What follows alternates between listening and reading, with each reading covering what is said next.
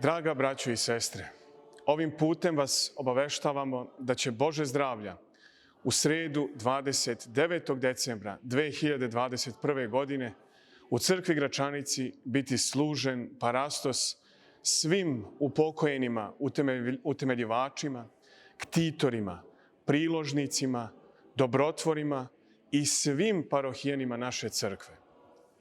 To je datum kada je i formalno ozvaničena Srpska pravoslavna zajednica u Vindzoru, a plod ljubavi ove zajednice je prelepa crkva Gračanica. Stoga planirano je da toga dana parastos počne u 19:30 časova, a da hramovna zvona svečano zazvone oko 20 časova, označavajući simbolično vreme kada je odluka o osnivanju zajednice konačno doneta.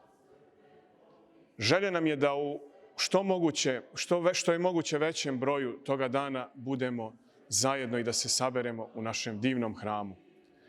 Za sve one koji iz objektivnih razloga ne budu u mogućnosti da prisustvuju ovom uzvišenom činu u našem hramu, biće omogućen prenos uživo preko naših društvenih mreža kako bi molitveno bili zajedno sa nama toga dana.